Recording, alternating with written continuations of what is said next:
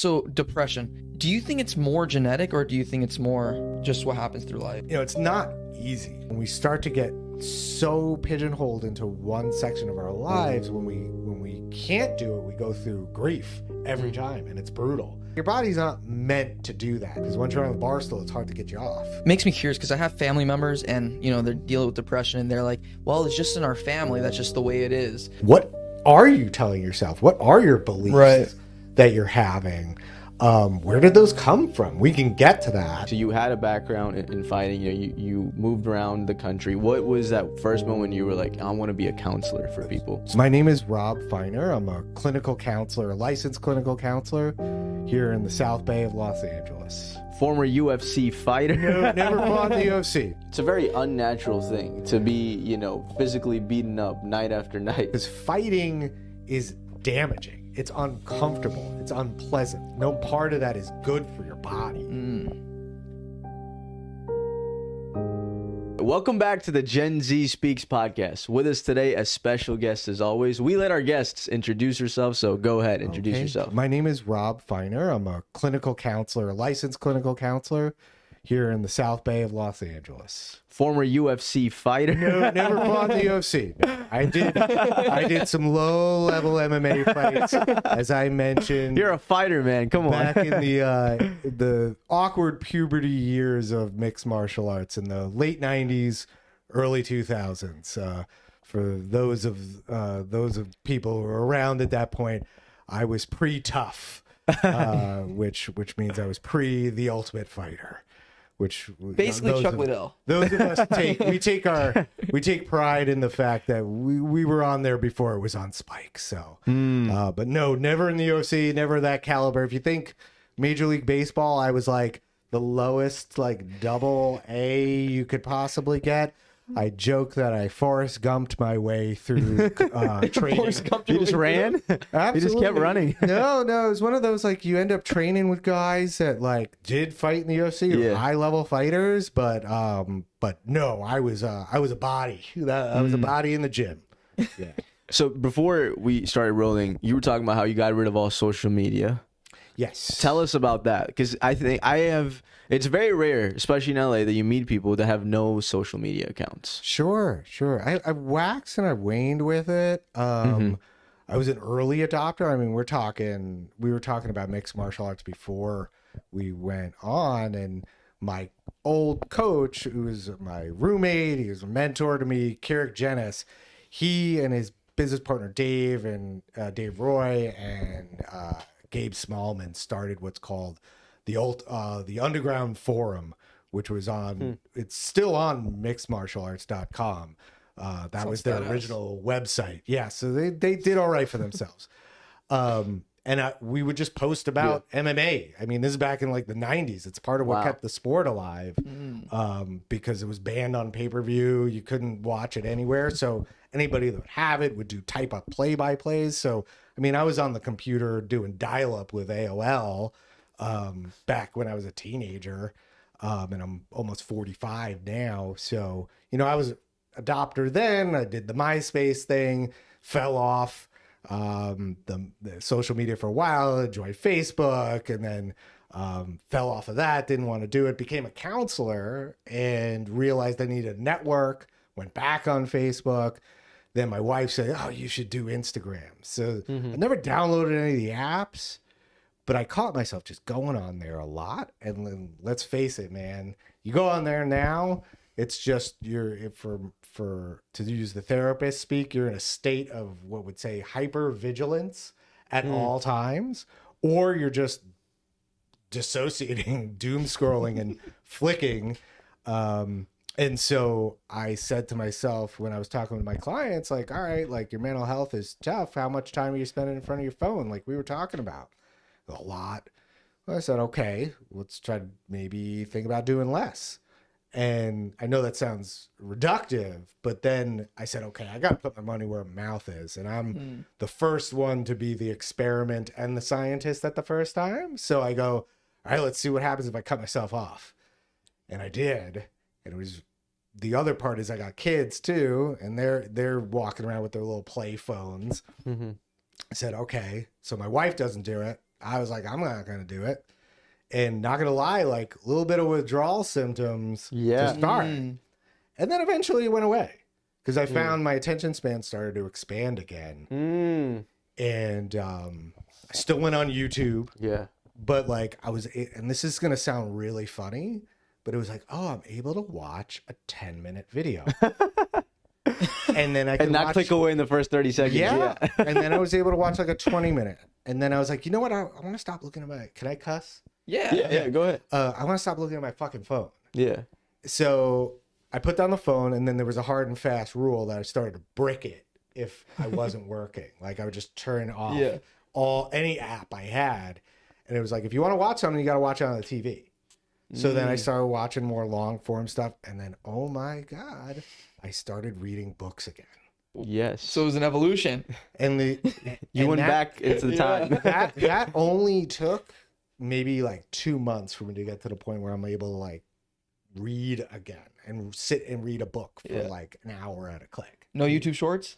No. If I'm Very going on nice. YouTube at all, I got a couple of guys I follow just because some of the hobbies I'm into, like I got into like strongman stuff, lifting really heavy stuff, and so that got really fun. So I'll keep up with some of the folks that I like on there that are into lifting heavy stuff. But other than that, no.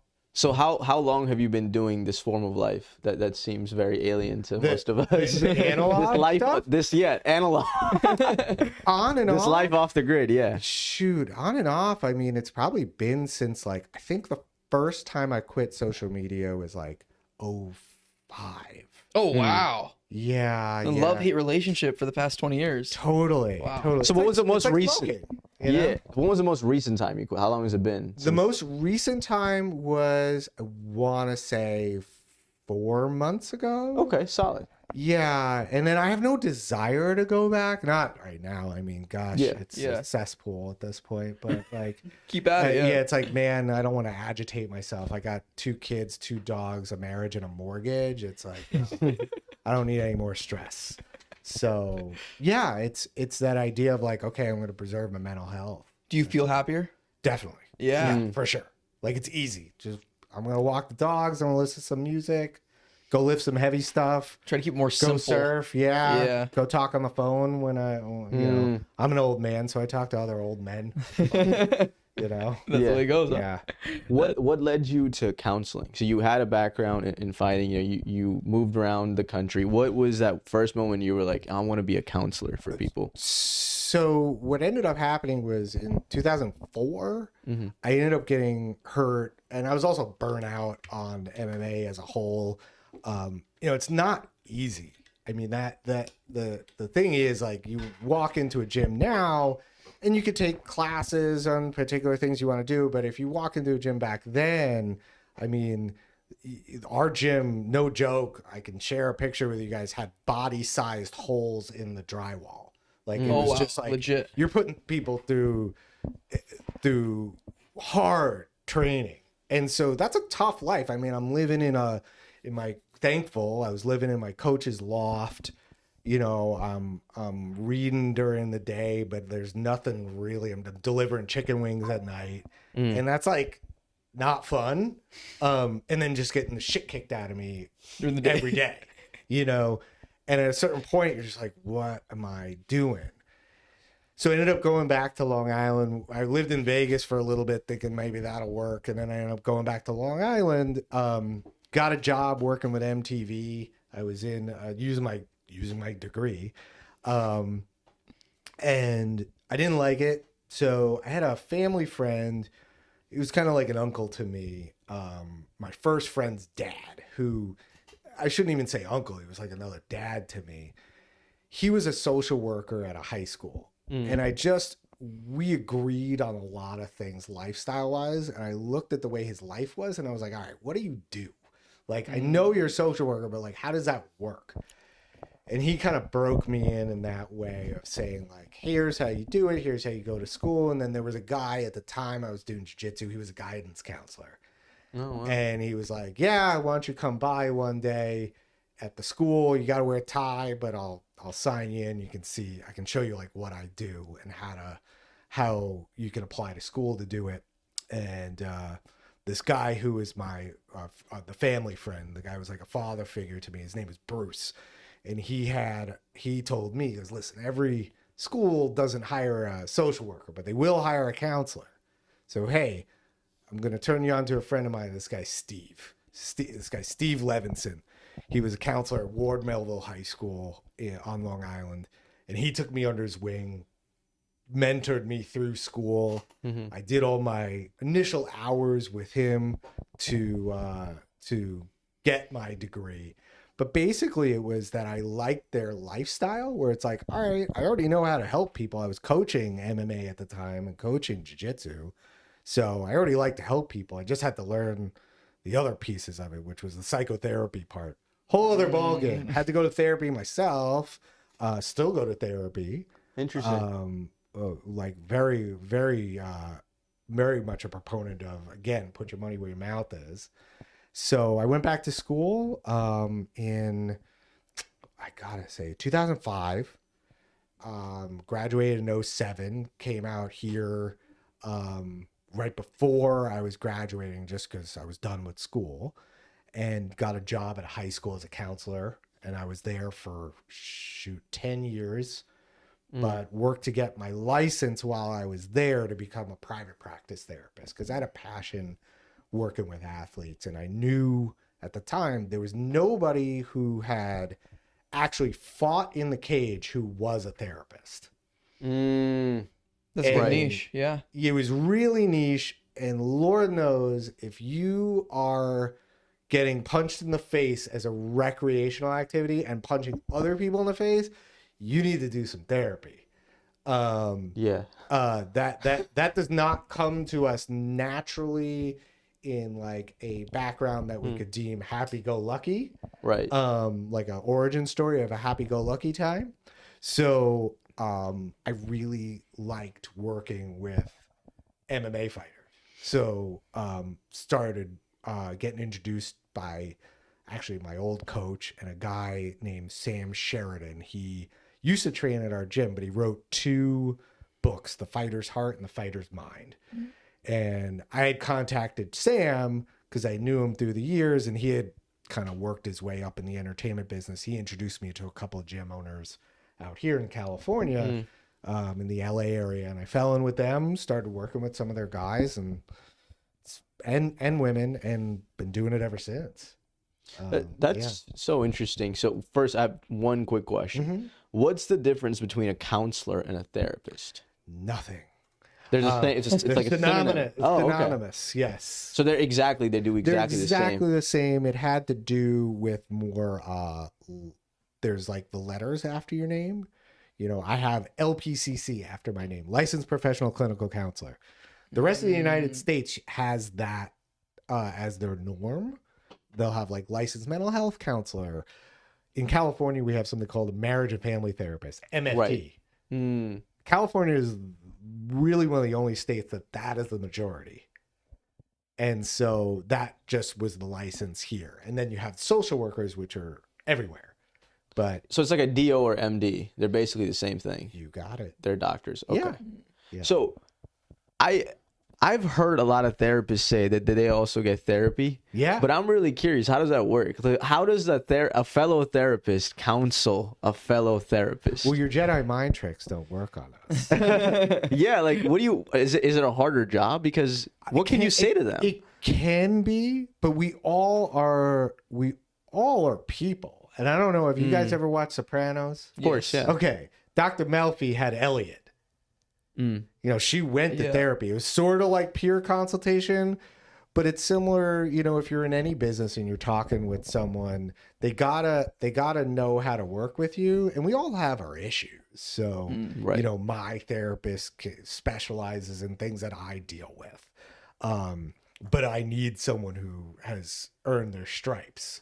You know, it's not like I not to bash anybody fresh out of grad school, but I'm almost 45. Like I said, I got 2 kids and I got a whole lot of baggage. Yeah. I need someone that can handle that. Right. You can't go to a 24-year-old and be like, tell me how to do it. You can come to us for free anytime. But here's the thing: You can do the bring- podcast anytime you want. But that's the thing, I could learn from anybody. Yeah.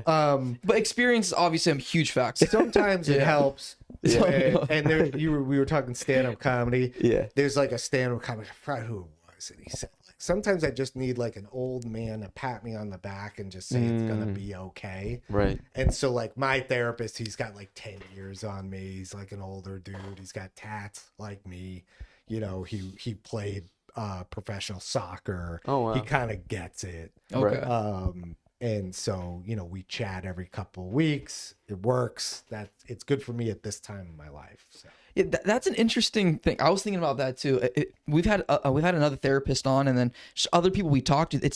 You guys tend to talk to each other because I think people forget, like they don't realize that just because you have answers to other people's issues doesn't mean you don't have your own problems, right? Oh yeah. And so it's interesting because everyone needs to let go, and some people it might be a little more difficult to let go than others. Right. But my question is it difficult taking on others people's baggage? Do you have to release that to your therapist? Not particularly. Okay. To be honest, you do it long enough where at first, yeah, it's shock. I mean, if you guys have any friends or relatives that are medical doctors, or I mean, you first go through med school and you start doing rotations as a resident. It's gnarly. But eventually there's nothing that, and I tell this to clients and potential clients, there's nothing you're going to tell me that's going to make, you know, my eyes widen or my eyebrows raise. Like I've heard it all. Like Murder case? What's that? Murder case? Yeah. He says, I mean, the fifth, yeah. The thing is like, yeah, I used to work with folks that were incarcerated, you know? I have a really good friend who he does forensic psychiatry in the jails. So it's like, you're at a certain point, you've just seen it. So you don't get surprised or take it on too much. You may have what's called countertransference, which, you know, in layman's terms just means you're taking on their shit. And you got to watch that. You have to be professional. Yeah. You know, you have to manage it, and then you need to either talk with your peers about it. Right before we were coming over here, I had my peer consultation meeting. So I have a therapist who's a buddy of mine. We're colleagues. We both work independently, but we've been talking on the phone about cases for 7 years. Oh, wow. So, and we can be frank. Yeah. You know, we can be very candid on the phone with each other. If we're frustrated, we can be frustrated. That's actually interesting. Yeah. You can just like, oh, that's cool. Yeah. So is it all in person or do you do things remotely as well? I do it all. So I'll do remote, video. Since COVID, like that blew up. Is it effective though, as much as in person? Absolutely. Really? Yeah. And it all depends on the needs of the client. So a lot of my clients are busy parents. You know, one of my niches also is working with new dads because I know how difficult that life transition is. And there's a ton of shit out there for moms, and there needs to be, because they're doing all the work. If we're going like heteronormative, like we're doing primary caregiving, right? Yeah. And so like, if you're going through 9 months of pregnancy, if you're doing IVF, you're doing tons of hormone treatment too, you're coming off of birth control, you might have postpartum, like there's all that. And so, you know, in our heteronormative relationships, yes, or if we're giving birth, yes, we need support for our moms. But there's jack out there for dads. And there's a whole thing that dudes go through with having a new baby in the house, where, you know, there's loss of partner, there's hormone shifts in a guy that happen, there's the lack of sleep, and you can't burden your partner with that because they just gave birth and are breastfeeding possibly, right, and not sleeping also. So it's like, you're not gonna gotta change diapers all of a sudden. So with remote therapy, like I've had dudes being like, she just fell asleep, is it okay if she's in the session? And they're just holding their infant there, and I'm like, dude, whatever floats your boat. You know, we got to get you some treatment. Yeah, we got to talk, like, do it. So the remote helps. I do remote. I do in person 1 day a week. I do things called walk and talk as well, where we go on a walk. Oh, that's cool. Yeah. Like and- both you and the client. and the Interesting. client. Yep. And that's really effective, especially with my anxious clients, because they want to be doing something with their body. And frankly, a lot of us are, we were talking about the social media thing. Yeah. We're super disconnected from moving our bodies. Homebodies, yeah. So to be able to just go for a walk and talk about Right. your issues, if it's appropriate for that particular client, it's great. And it's nice for me too. I get outside. The dad thing's interesting. So my dad, he's 51 now, and he just had 2 babies. So one just turned 3 and one just turned 1. Okay. Yeah, and so I'm experienced because now he's 51 now. It's not the Yeah. same when he had me when he was 26. Sure. And so like he's exhausted and he's like temperament changes, but also they're both girls and he only had me before as a guy. Okay. So he's like his personality is actually shifting because he's more like sweet and caring now, and he feels like that warmth rather than having a son. And you know, it's a little different. We can goof around, we can like fight each other, and That's how patriarchy fucked us all. yeah, right. Yeah, that's interesting. Yeah.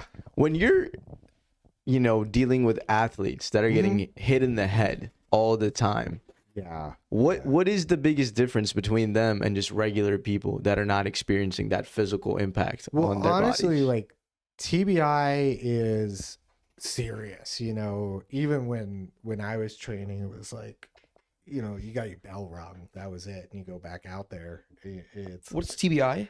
a traumatic brain injury. Okay. And I've had my fair share. The thing that is the issue with a lot of it is that's cumulative.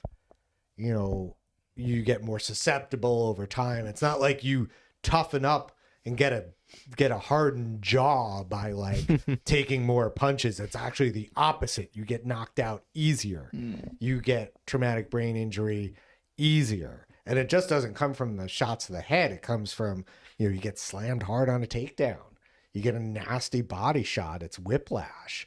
And so this stuff is pretty gnarly. And so a lot of them we talk about from the moment you step on the mat for the first time, there's a ticker going down of how much punishment your body's going to be able to take. So a lot of what we work with generally, especially with my MMA folks, any of the guys that or women that I work with in any type of contact sport, there's always a clock ticking down to when you're done. So we have to come up with plan B always. There's got to be an out. And so when we work on the out along with them being an athlete, that actually is helpful for their psychological well-being, only because they go, okay, I don't have to do this forever. I'm not desperate. So with TBI though, honestly, biggest thing they can do is get the medical attention they need immediately. And then most likely it gets really boring because you're having to sit in a dark room, very little stimulus going on because you have to let your brain rest. It just got injured. It's like if you just blew out your knee, it's like you can't just go back to the gym. You have to do some rest, maybe a little bit of stimulation, but with your brain, it's got to be like next to none. So if you're susceptible to TBI, you literally have to lock yourself in a dark room and just not always. Yeah. Sometimes the doctor incarcerate yourself. Depends how bad it is. But like Yeah. I had a buddy of mine who had one a couple of years ago. It sucked. I mean, we were sending him Audible gift cards because he was having to sit in the room and just like close his eyes and listen to podcasts. Audible. Yeah. Interesting. And that's, I think, especially tough for fighters because I think fighting is like almost an out, right? You do it because you kind of need that source of release. Yeah. Almost, right? And so like to say, hey, you can't go back and fight for some months, that can definitely especially mess with somebody's head, I think. Yeah, you're losing out on your social aspect because most of your friends are all from the gym. So what we do also is we help them say, okay, like how can we get certain needs fulfilled? Like we had needs, like a physical need. You might have a social need. You might have like a chemical need for a rush of some sort. So we got to diversify. Yeah. And so we might say, okay, if it's a social need, like we got to start having some friends that are outside the gym. And that's going to be weird at first. But we got to try some stuff. When we start to get so pigeonholed into one section of our lives, when we can't do it, we go through grief every time, and it's brutal. And my main thing is to avoid them going to the bar stool, because once you're on the bar stool, it's hard to get you off. Yeah. You know, and yes, Is that tend to where it goes? yeah. I mean, not always, but like we're gonna get depressed. We're gonna turn to get the needs fulfilled. Yeah. And if it's a social need, well, the bar's right there around the corner. Right. If it's a rush I need, well, dopamine's a great drug, and alcohol's really good at, you know, Releasing. pumping up your dopamine. Yeah. So So you just tell them go get a beer. no, it's you quite keep the them away from opposite. it. Oh, man. okay, Yeah, okay, keep 'em yeah, away from we it. wanna- Yeah. we wanna Sorry, I got keep the wrong you- idea. Yeah, we want to keep you off of that Yeah. stool. So we look to diversify a lot of those needs. If it's a rush you need, like shit, let's play some Call of Duty, and play online with some folks. Go paintballing. Yeah, whatever it is that's not going to cause you damage, because fighting is damaging. It's uncomfortable. It's unpleasant. No part of that is good for your body. It's a very unnatural thing to be, you know, physically beaten up night after night. Yeah, And then yeah, go to you're bed not. at night, You're- yeah. your body's not meant to do that. And Right. frankly, as like human beings, like Homo sapiens, we're like terribly equipped for combat. Like, That's why we need weapons. Yeah. look at the animal kingdom. I mean, like we're like throwing our bones at each other and like hoping for the best. You ever seen cats fight? Like, have you ever fight? seen the way that cats fight? Yeah. Like, it just doesn't look like animals fighting in general. Does Yeah, not yeah. look like anything Like us. productive is coming out of that. Yeah. What do you do though to help a fighter that's just depressed and all the things you're describing are Yeah. not working? He's in a constant state of just neglecting himself. Well, it's all a process. If they're talking about it, great. The big thing is once you're in the therapy door, awesome. And it doesn't matter. I mean, there's a guy that I met years ago when I first was working with MMA fighters who since fought the UFC, and now he's in school to become a therapist. Oh wow, cool. And I'm like, that's awesome, because there needs to be more of us who understand what that's like.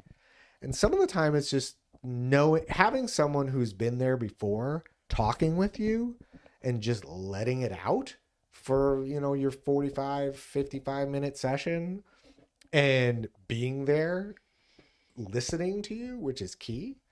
And we work on the skills and everything. But if someone's coming in and they're super depressed, it's really about meeting a client where they're at. You know, if they're super depressed, then hey, I'll jump in the hole with you and we'll figure it out. Like, it'll be okay. It's not always going to be like this. But as far as like personalization of tools we might give them, I mean, it depends. Yeah, it really depends on the client, the approach that works best for them. You know, honestly, the most effective approach is something called cognitive therapy for depression. But some of these folks have complex trauma. But cognitive therapy is a very user-friendly version of therapy to start with some folks. And I treat therapy like physical therapy. So if they're coming in, and if you guys ever been in physical therapy before? I have, yeah. Chiro, My lower back. but not Okay. PT. Yeah. Oh, you do? Are you in PT school now? That's my major, yeah. Amazing. Okay, so you know this. Like, if you had a patient come in, you're saying to them, okay, we're going to check your range of motion. We're going to see what your gait is, especially lower back injuries. Yeah. We're going to see how you walk. We're going to take all that in. And I'm doing that with your mental health. I'm going to ask some questions, but we're just doing it through conversation. But I'm taking note the whole time. And then we're going to see, okay, well, we consult the PT book. You know, it might be if they have a lower back injury, you're checking like internal, external hip rotation. You're seeing, okay, is it at the ankle? Like, what's going on? Or is it just lower back? And then are we saying like, all right, like if it's lower back, are we thinking it's a range of motion issue or a stability issue? And with mental health, I might be thinking the same thing. You know, is it a stability issue? Is it an environmental issue? Is it a psychological issue? What is it? Mm. And then if it's a stability issue with lower back, I don't know, you're doing like, what is it? The McGill Big Three. You know, your bird dog, your side plank, and your dead bug to start. Start stabilizing that core and getting some blood flow, helping them stabilize the back. With depression, sometimes it's environmental. So we're looking at stabilizing the environment. That's really interesting. I think more people would go to therapy if they realize this, because if you injure some part of your body, right, you immediately go to the doctor because like it needs attention. But if you injure, if it's like a long-term thing like depression, we don't realize it physically. Yeah. Sometimes we can, but if we realize that, oh my God, I can go to a therapist who can actually give me a breakdown of what's happening as if my leg was injured and how to fix it, I think more people would actually, you know, consider it. Sure, you know, and you just described the thing every dude does. I'll go to every doctor possible. I need TRT. I'm low T, man. I'm feeling depressed. I need testosterone. That's the answer. I'll go to the testosterone doctor. And then, okay, it's my back. And then it's this. Oh, I think my heart, I'm having heart palpitations. Go to a therapist. No, I'm not going to a fucking therapist. Maybe you need to go talk to someone. And that's the dude thing. They'll go to every doctor that they will go to before they go talk about their feelings. Again, we were talking about patriarchy fucks us up. There you go. Why do you think that is, though? I mean, I was always reluctant to therapy, right? Yeah. And I feel like it's, in a way, and I don't want to speak for all the men in the world, but I think a lot of them feel emasculated going to therapy. I just don't understand why that is exactly, though. It just feels like weird. You know, I mean, where do you start? I mean, it's, you get that born and bred into you from such a young age. We were just talking about like how your dad handles his daughters versus handling you. They handle infant boys differently than they handle infant girls. Men and women.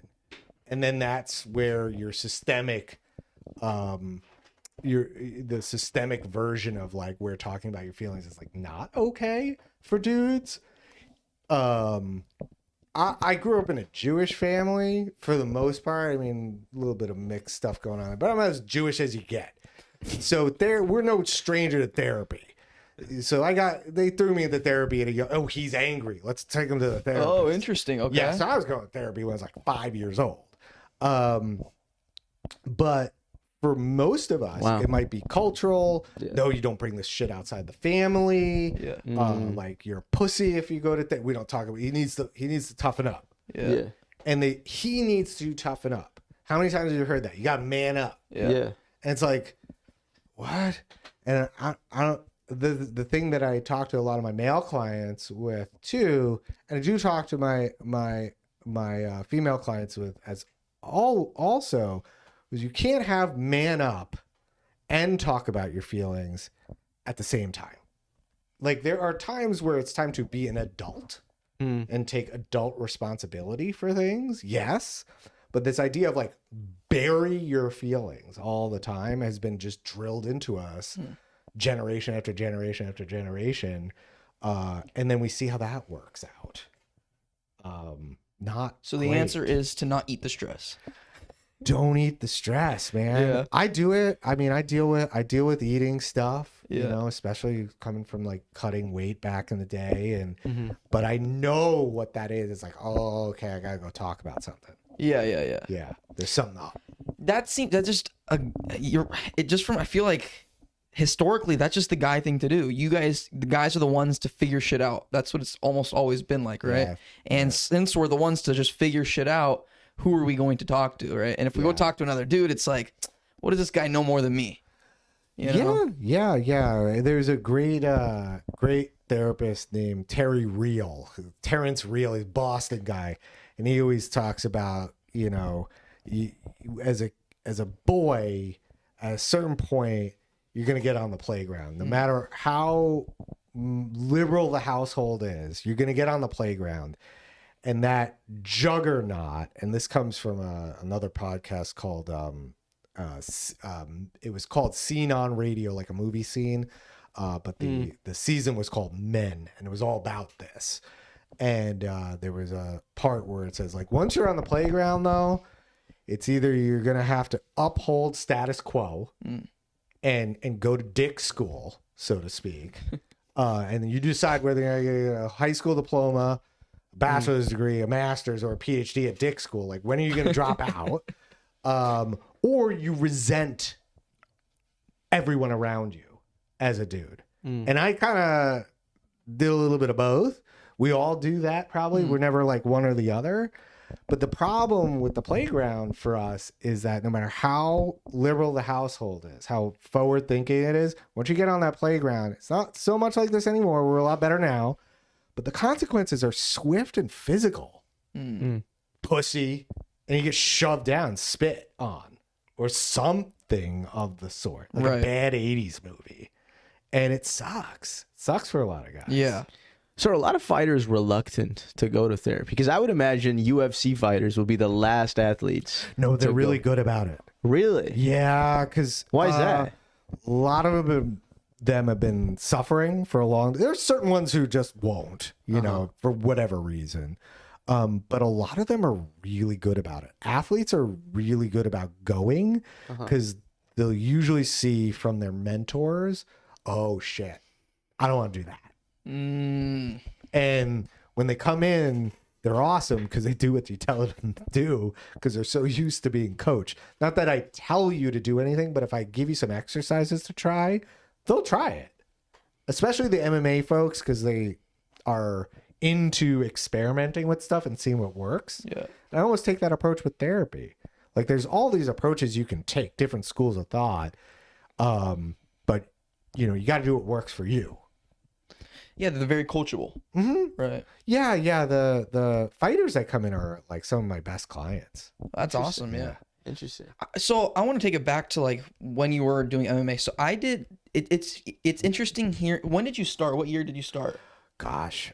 I mean, if we go all the way back, I started wrestling when I was 8, so it'll be 1988. 88. Okay. Yeah, and then but there was nothing around. I started Japanese jiu-jitsu. Okay. Traditional jiu-jitsu in 95, and then we started incorporating some Brazilian jiu-jitsu into that. And then once I went away to college, 98, that's when I started actually training at what the time was an MMA gym. It still is. It's the first MMA gym in Massachusetts, established 1993, New England submission fighting.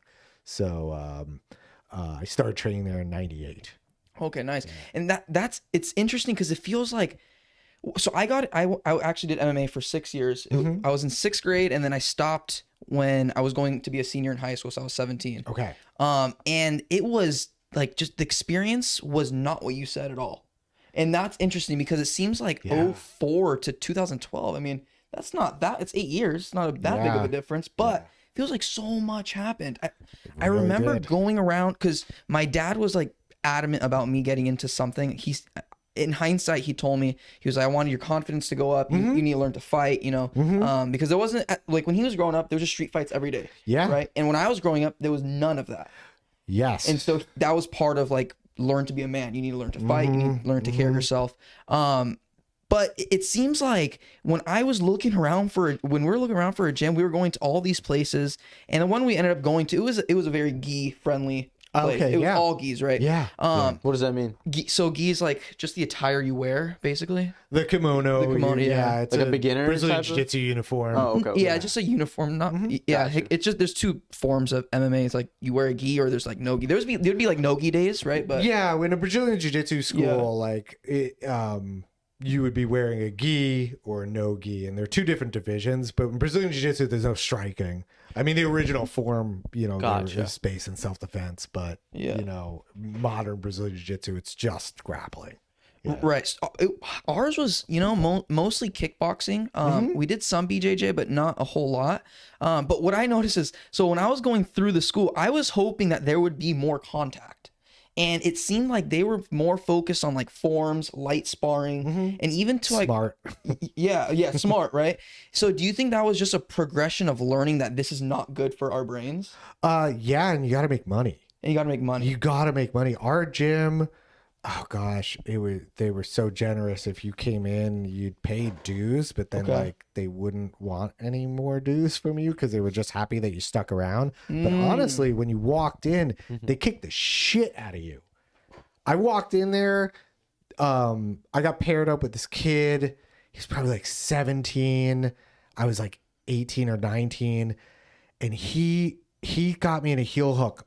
First day I walk in there, he heel hooked me so hard it tore my meniscus. My whole knee blew up. Wow. And that was just the way it was. I mean, granted, they all were like, "Hey, he's a dick," but like, What the fuck? but like, Tore my meniscus. you Damn. just got busted up. That was your first day in the gym. That was my first day in the gym, and then it was like, "All right, you're gonna come back." And they weren't mean about it. Kirik always used to say it's part of the game. You know, the douchiest thing to say. In that, After breaking your knee, are you gonna come back?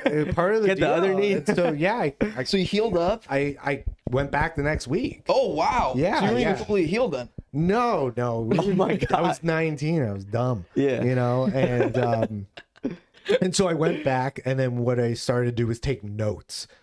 Anytime they would show you anything, I'm like, I had my notebook out. And I'm just like, okay. And I would just ask questions. All right. Because I had wrestled before. I'd done some Brazilian jiu-jitsu.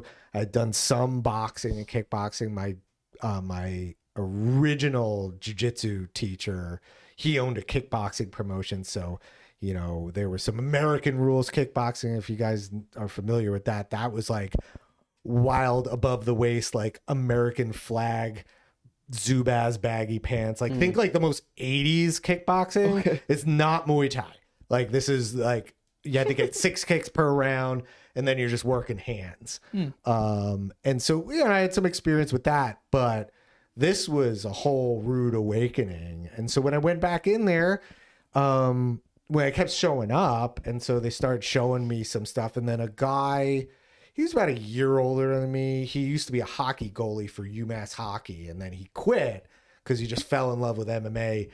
And he took me under his wing as, this guy's an incredible athlete. I mean, probably still is. His name is John McDonough. He's like, we always joke, he was the greatest fighter to never fight in the UFC. Oh, wow. Because I'm not going to lie, like I've seen him make guys who were fighting in the UFC in the early 2000s, like make them on the verge of tears in the gym. I will not name names, but I've seen it. And the guy was a beast, and he's really smart. He's like the CEO of like Noble, that shoe company now. John's the man, and he took me under his wing, and he taught me everything. Him and Kirik and Dave, eventually when Dave came back to Massachusetts, they taught me a ton. And then I had a training partner, this other guy, another really talented jiu-jitsu guy, John Bachman, who I grew up with. And this guy took me, he and I would just train obsessively together because he was from Long Island. Originally, we grew up, we went to elementary school together, high school, the whole thing. And he was a really good wrestler. So he taught me all my wrestling. Interesting. But I really wanted to compete in MMA. That was like that was a big goal of mine, was like to get in that. It wasn't even a cage at the time. It was a ring. And when I fought, it was funny. It was an octagon shaped ring. But actually, when we were talking, I came out here to train. That was where I trained at Tito Ortiz's gym. It might be even still there. It's called the Huntington Beach Training Center. This was like 2001. Okay. And it was so niche still at the time that I came in there and they were like, "You want to train with the team?" And I just trained with their team the whole time I was here. And I was my first time training in the cage too, which was kind of cool because we didn't fight in the cage. We fought in the ring back east. They had a cage in Ohio, I think, for hook and shoot and fight zone. Hook and shoot was still a ring too. So yeah, it was very different. That's for sure. You were telling us how Dana left Boston. Can you go over that?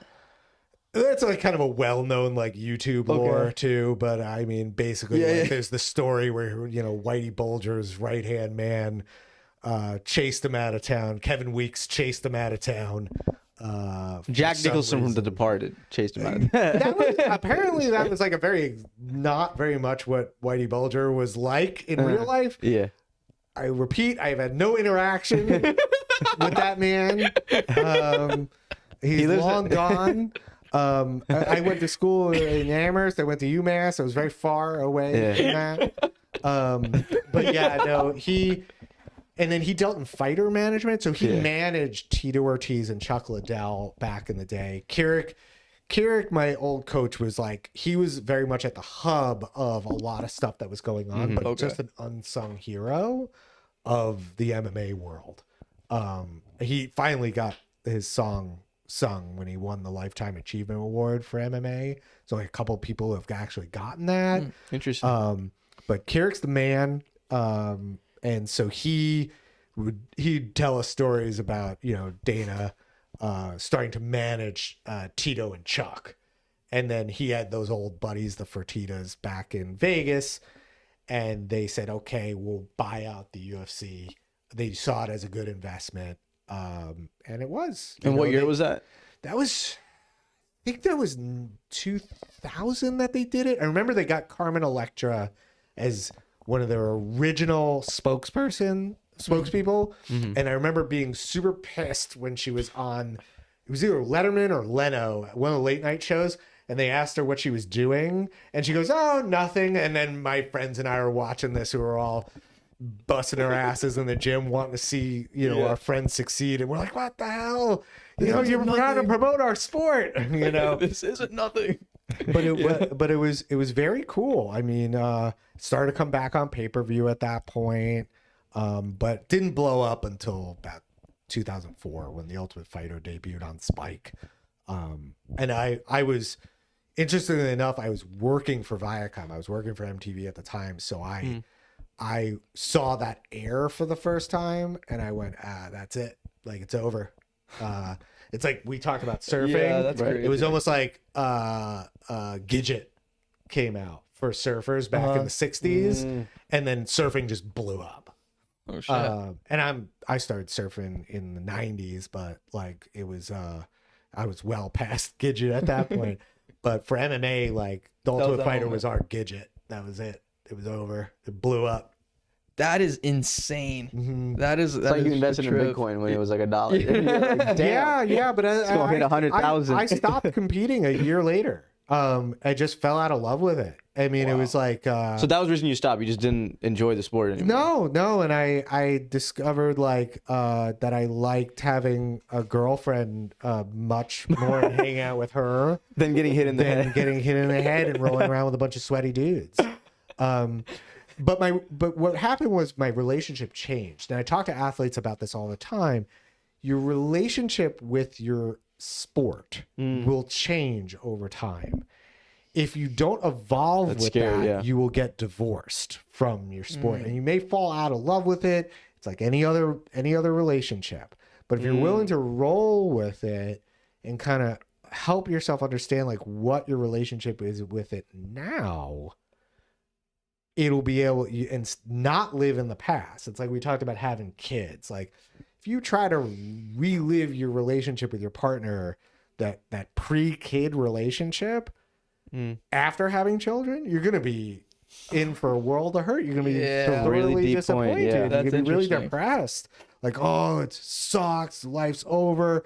But if you roll with it and go, okay, like we have these additions to our family. They're a lot of work, but they're a lot of fun.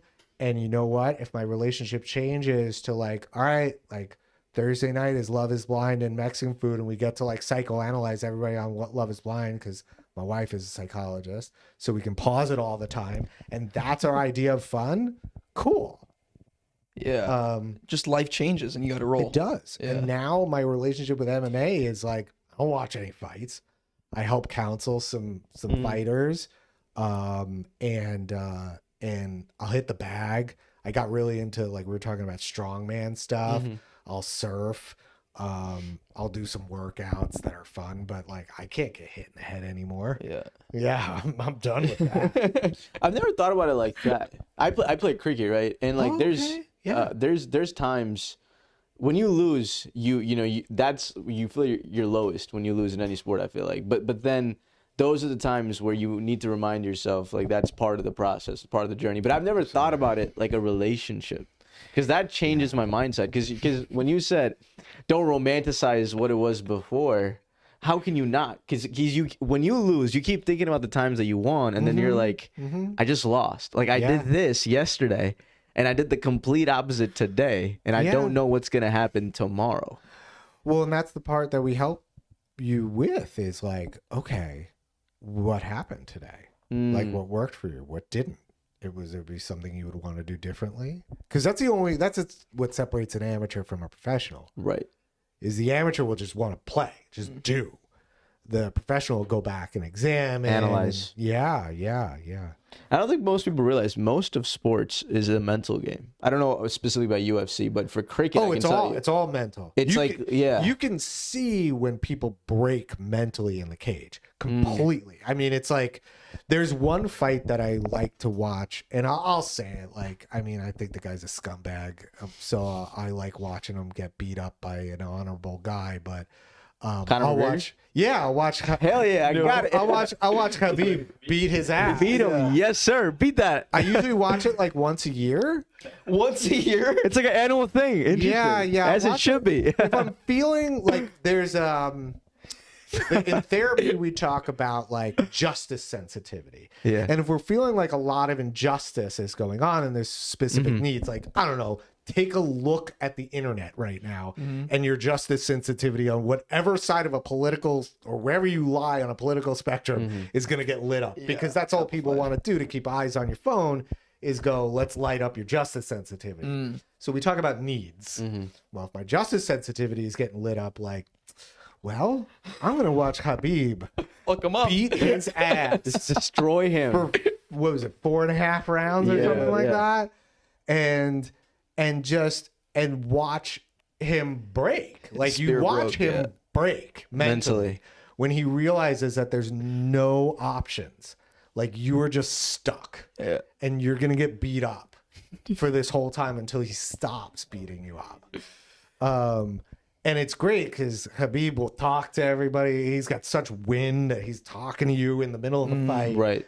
After beating you up as well. While he's beating you up. While you're beating which was something that, like, again, like, I don't get political about anything, but something that Tito used to do too. Tito was one of my favorite fighters back in the day, Tito Ortiz. Yeah. Because he, as much as he would fight on emotion all the time, he was a great guy when you got in the gym with him. You know, he separated that. He was awesome. He was so nice to me. When I didn't know me from anybody, and I stepped foot in his gym. He took me in and said, "Hey, you can train with the team." Showed me stuff, which was like unheard of, for him to share some of his stuff with us, because there was not a YouTube at the time. And but his thing was like, and this is going to sound very very opposite of a therapist, but he would say, like, I will beat your ass for 5 rounds because you're going to know that you just got beat up. You got held down and beat up for 5 rounds because there's no excuse. Like, it's not like, oh, you caught me with something, which happens. That's part of the game.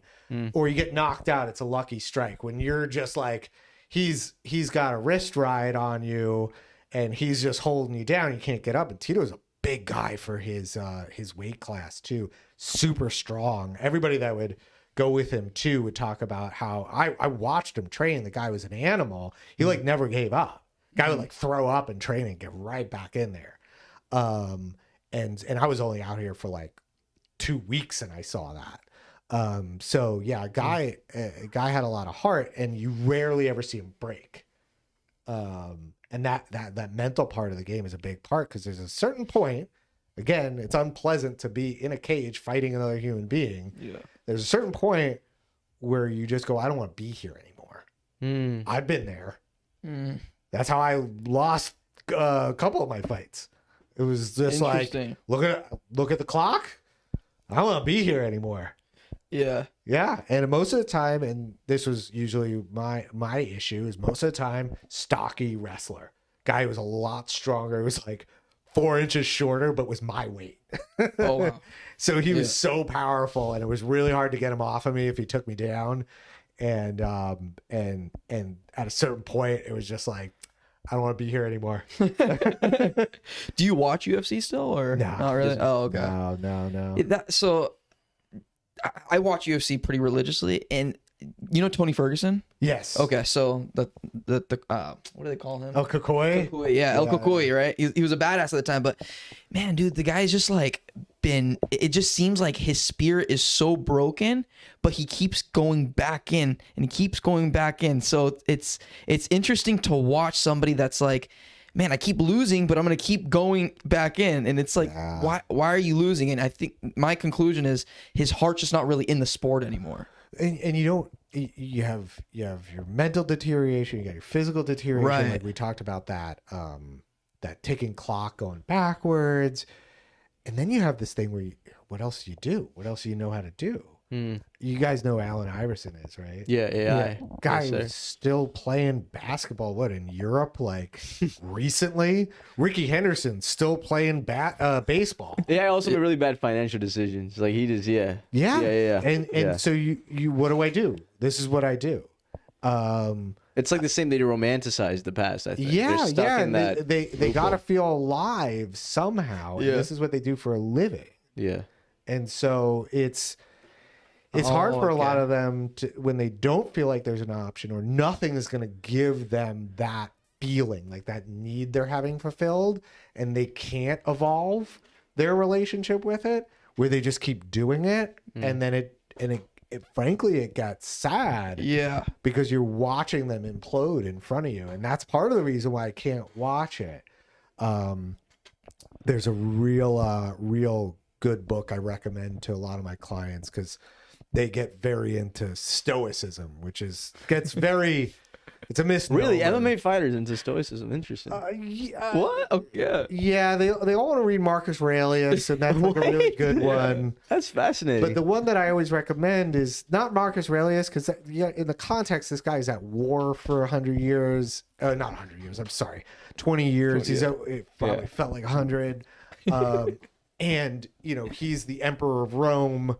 It's just his journals. It wasn't meant for like public consumption. But I usually recommend Seneca if they're going to enter in it, because it's like the granddaddy of cognitive therapy. It's almost the granddaddy of therapy. The philosophers were, and yes, it's a dead old white guy, but interestingly enough, he says some really poignant stuff, especially about the gladiator arena.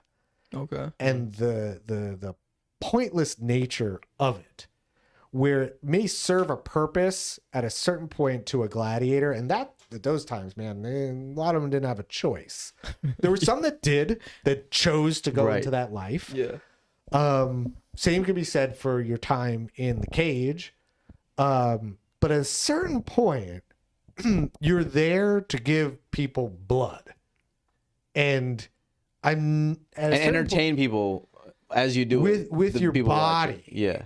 To give off years of your life. And when you start to wake up to that, and if you've satisfied the need, you've satisfied that purpose of being in there. That was one thing I discovered about myself, was once that purpose was there, when that psychological purpose was there, I didn't have it in me anymore. It was like it was done. It was like I accomplished what I needed to accomplish. I do not need to be in here to entertain a bunch of people. My fights are not entertaining. Like, I was really good in the clinch. Like putting you up against in a corner of a ring or up against the cage and beating you up in a clinch in a very like subtle way. Like, that's not exciting to watch. And that was part of what made me fall out of love with the sport too. It was based on excitement. One of my favorite fighters back in the day was a guy named Ted Gavola Jr. Nobody knows who he is. Everybody would say he's boring as shit.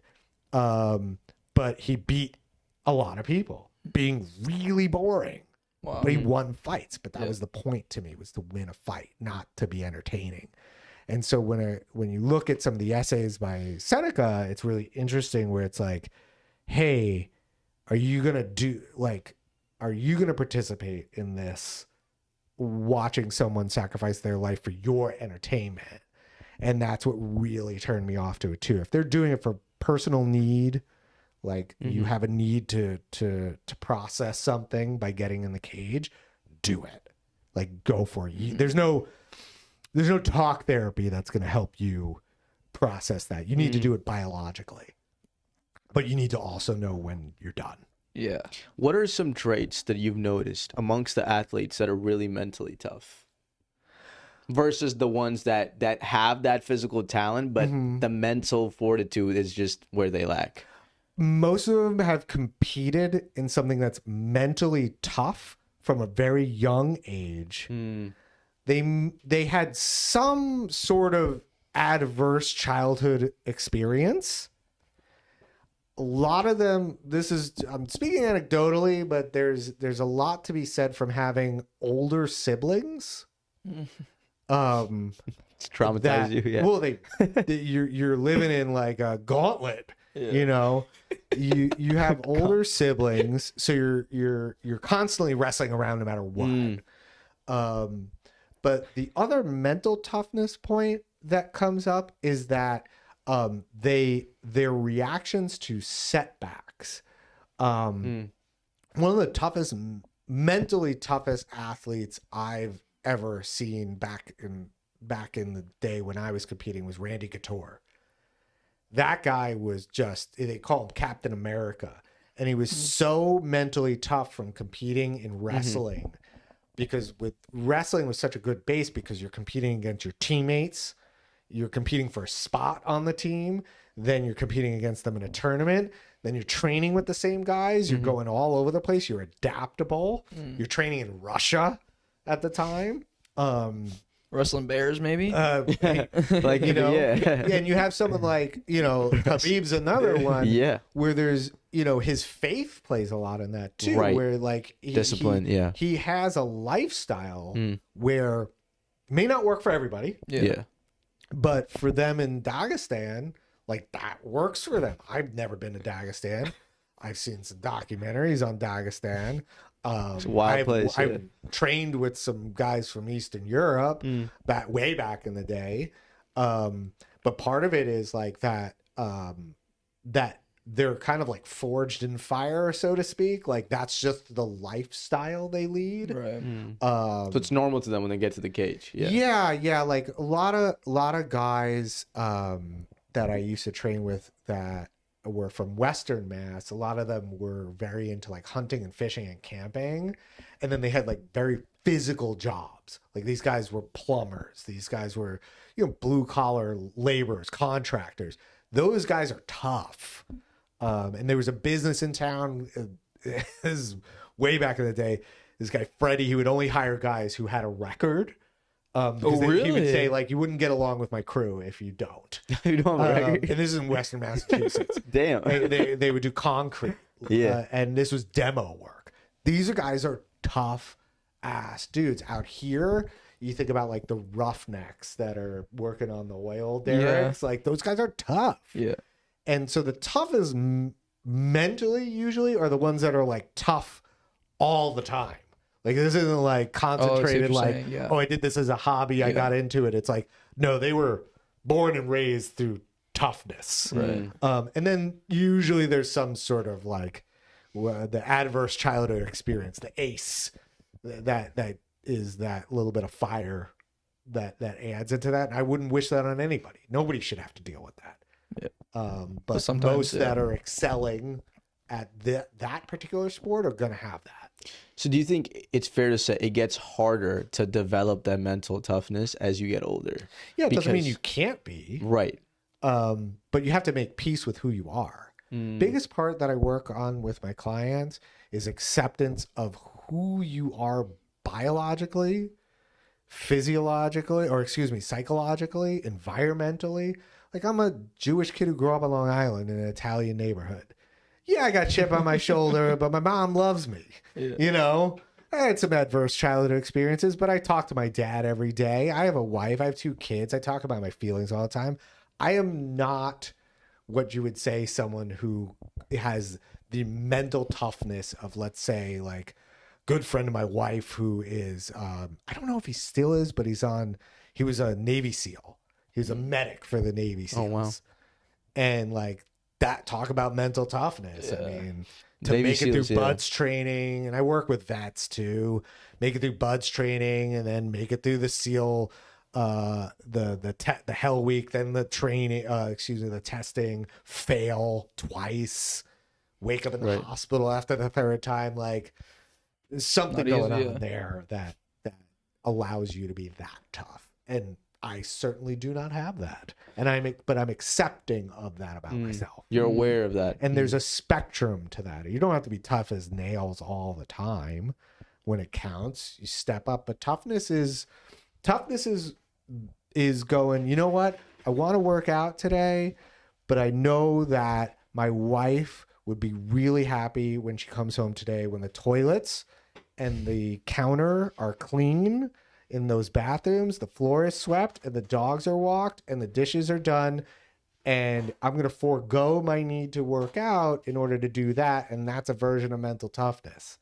Wow, that's interesting. You're going, fuck it. My relationship with my wife is more important than my workout today. Sacrifice the gym. Yeah. I don't go to the gym. I just work out in the garage. I can't deal with people. That's the same thing I do. I work out in the garage. Yeah. I'm the opposite. I have to go. He has to go to the gym, I too. have to go, But that's accepting of self, like Right. the way you work optimally. You don't try to be somebody else. You know. Yeah. But what if you're aspiring to be somebody? And like physiologically and mentally, you may not be at that level, but is it wrong to aspire to be that somebody? Not In at that all. journey, you might have to be somebody you're not naturally. You can channel that. You can channel a certain person to do a certain job. But, you think about, like we talked about Conor McGregor. Right. You could channel his energy in the cage Yeah. at times when he was Talk shit the fire. entire time. Yeah. Maybe, yes. Maybe that works for That you. grill on his chest. But then, like, why do that outside? All the Like, time. look at this person's personal life. I know, see what you mean. Right. Yeah, like most people, most athletes that are at the level of like Michael Jordan or LeBron James, Michael Phelps. Kelly Slater. Kelly Slater is another one. Like, either you get some counseling, you work on your shit, or your personal life is in shambles because of what you've diverted your energies to becoming, which is in essence winning at all costs. By all means necessary. Yeah. You get real Machiavellian about it. And it tends to ruin everything else in your life. I have a question. So depression, do you think it's more genetic or do you think it's more just what happens through life? Well, you think about it this way. There can be some genetic predisposition for it, but then there's environmental factors that contribute to it also. Yeah. You It's know, a mix. It's totally a mix. Yeah, I think the argument over like nature versus nurture, Yeah. it's more just nature and nurture. Okay. Yeah. I mean, That's a curious. It makes me curious because I have family members and they're dealing with depression and they're like, well, it's just in our family. That's just the way it is. But I feel, I mean, I try to say this, but it's hard to tell somebody that's depressed that, maybe it's because you're thinking that way. Like maybe that's, if you thought about it a little bit different, hey, I'm not a depressed human. I'm actually a happy human and I'm going to do things that make me happy and not stress on other people's issues and on my own issues. I think that would alleviate some of that depression, right? Rather than just saying, hey, that's just the way it is. well, so it's really interesting you bring that up because that is, in a nutshell, how cognitive therapy helps with depression. Okay. With cognitive therapy, we talk about you have your thoughts, your feelings, and your behaviors. Your feelings, we don't mess with those. Like if I slam that door and you're like, you scared the shit out of me. I can't say to you like, don't be scared. Fair. Natural reaction. You know right. that you're scared. I am scared. Yeah. So we don't mess with that. If you're feeling sad, you're feeling anxious, whatever it is, you have a behavior that you do, whether you isolate, you lash out, you shake, you're nervous, you're having like pressured speech, whatever it might be, your heart's beating. Yeah. That's a behavior. And then you have your thoughts, which is the monologue or dialogue that's going through your head. Right. Like your beliefs. And how I explain it to clients is your beliefs. It's like those prisms you had back in science class where, you have stimulus that comes in through the world. That's the white light coming in through the prism. Mm-hmm. And then Roy G. Biv comes out the other end. Well, your experiences in life or your genetic makeup or however it goes are going to take chips and nicks out of that that prism. And then you might only see Biv. You might not see Roy or G. And so our help with dealing with the dialogue or the monologue with going in your head is first to examine the data. Like, what are you telling yourself? What are your beliefs that you're having? Where did those come from? We can get to that, but initially we just go, okay, what's the thought you're having right now? Oh, I'm a piece of shit because I lost yesterday. Okay, cool. Let's write that down. How do you feel when you say that? Like the feeling, the one word answer. I feel really mad and sad. Okay, cool. How do you usually behave after that? Like, what do you do? Oh, I stay in my house for like 2 weeks. I don't talk to anybody. I just keep calling myself a piece of shit. 2 weeks. Well, yeah. No wonder you're feeling terrible. Yeah. No wonder you're suicidal at that point. Yeah. No wonder you're feeling so awful. Well, let's help ourselves. Like, okay, so, and we start to really dissect it. And we're like, okay, what's a piece of shit? Like, you tell me like what a piece of shit human is.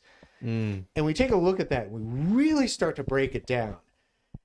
And when they say, oh, okay, yeah, like, okay, piece of shit, like that would be someone who's like out there, like killing people and making people feel horrible all the time. And like just being like a megalomaniac. That's a piece of shit. Well, do you do that? No, I lost my cricket game last week. Okay, so you lost the cricket game. Yeah. And then, they'll start to see, okay, so we start to see what we're doing there. Right.